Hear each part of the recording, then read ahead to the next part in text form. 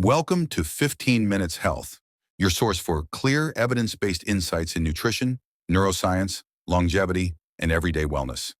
Each video delivers science you can trust, designed to help you build a stronger, healthier life, all in under 15 minutes. Subscribe to the channel so you never miss practical, science-backed tools that can improve your health for the rest of your life. Have you ever looked at a couple that's been happily married for decades and just wondered, how do they do it? Today, we're going to peel back the curtain. We're not guessing, we're not relying on cliches. We're going to look at the actual architect's blueprint for a happy marriage, one that's built not on luck, but on a solid foundation of scientific research. So what's the big secret, right? What does all this research, we're talking studies that have followed couples for years and years, what does it all actually tell us? Well, that is the big question we are tackling right now. And here's the fascinating answer. It's not really a secret at all. It's a science. The success of a relationship isn't some great mystery. It's actually a set of patterns and behaviors that are observable, they're predictable, and, this is the best part, they're even learnable. Okay, but why dig into all this? Why does it matter so much? Well, the stakes are, frankly, enormous. A strong marriage is one of the biggest predictors of your overall well-being. I mean, it impacts everything from your emotional health day to day to your physical health and, you won't believe this, even how long you live. So to really get a handle on this, we're going to use a blueprint metaphor, broken down into these key pillars. We'll start with the personal foundation, what each of you brings to the relationship. Then we'll get into the art of connection. After that, how to navigate those inevitable storms. Then we'll talk about nurturing intimacy for the long haul. And finally, we'll look at the incredible lifelong payoff. All right, let's lay the groundwork with Pillar 1, the personal foundation. It turns out that even before two people get married, there are individual traits and personal histories that can help predict their long-term success. It's all about what you bring to the table right from the start. And one of the most critical pieces of that foundation is something called your attachment style. Just think of it like your internal default setting for how you trust people and connect with them. It's mostly formed when you're a kid, but wow, does it have a huge impact on your romantic relationships as an adult.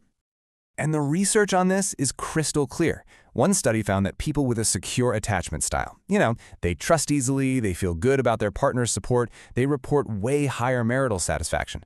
On the other hand, folks with insecure styles, who might be more anxious or tend to avoid intimacy, they often struggle more with communication and feel less satisfied. So yeah, that personal foundation really, really matters. And it's not just about attachment. Other personality traits are also huge predictors. For instance, research consistently finds that high emotional stability, that's your ability to handle stress without falling apart, is absolutely key. So is high empathy, which helps you see things from your partner's side. And high conscientiousness, being reliable and responsible, that builds a ton of trust. And on the flip side, high neuroticism, which is a tendency towards anxiety and negativity, that's a major risk factor for problems down the line. So, that solid foundation brings us right to Pillar 2, the art of connection. See, it's not just about who you are as individuals, it's about how you interact, how you connect. This is where we really see what the happiest, most successful couples do differently in their day-to-day lives.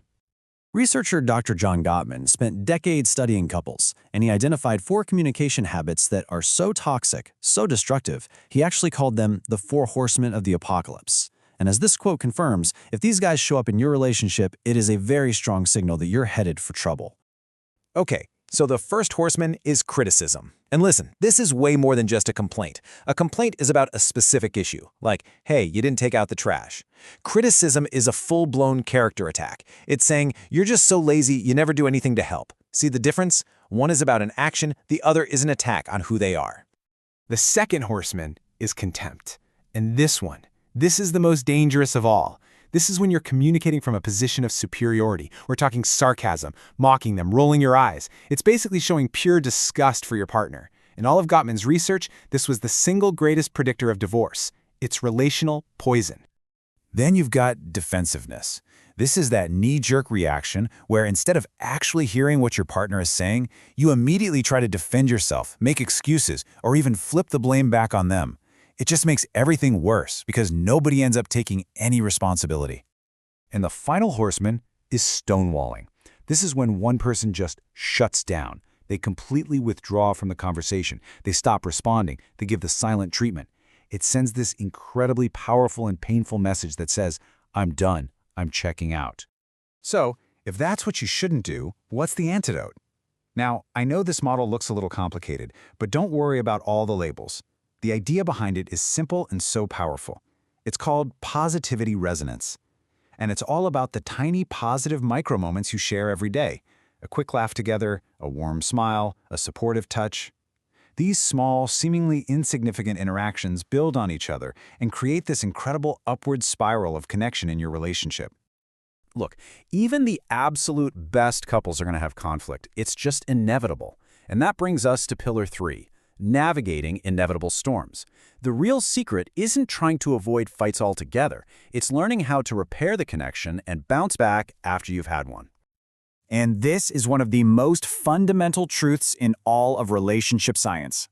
Every couple argues. Period. The huge difference between the couples that make it and the ones that don't is their ability to repair things after a fight. So just how important is repair? Take a look at this number, 92.7%. That's incredible. In one major study, researchers could predict with that level of accuracy which couples would end up divorcing. And they did it just by watching how the couple talked to each other for a few minutes after an argument. Their ability to recover from it was literally everything.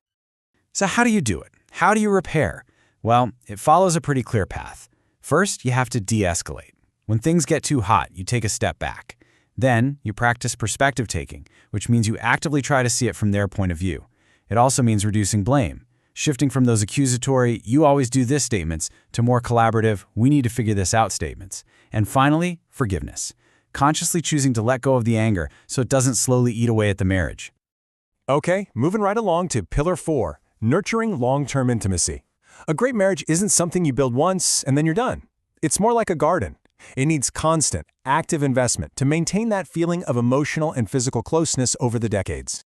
Long-term studies show that intimacy is kept alive through very specific actions. Things like having shared hobbies you do together, being emotionally vulnerable and open with each other, and trying new things to keep that spark going. It also includes consistent affection and physical touch, and, this one is so important, actively showing appreciation and admiration for one another. It's all about intentionally turning towards each other, day after day, year after year.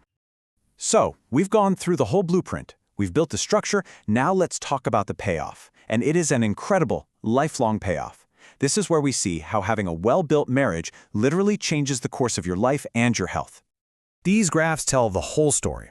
The researchers measured what they call BIPR, which is basically just a fancy term for all those little positive moments of connection we've been talking about. Now, just look at the lines. The top line on both graphs represents the couples who had more of those positive moments. And for both husbands and wives, their physical health declined so much more slowly over a 13-year period. All those little moments of connection literally add up to a longer, healthier life. It's amazing.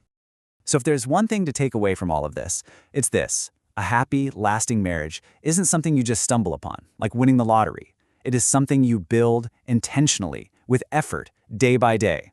The science gives us the blueprint, it shows us how. But the actual work of building that life together, well, that's up to us. And honestly, that might just be the most hopeful and empowering discovery of all. Thanks for watching 15 Minutes Health. If this video helped you, consider subscribing. Your support allows us to keep creating clear, science-backed content to help you stay healthier, stronger, and better informed. See you in the next video.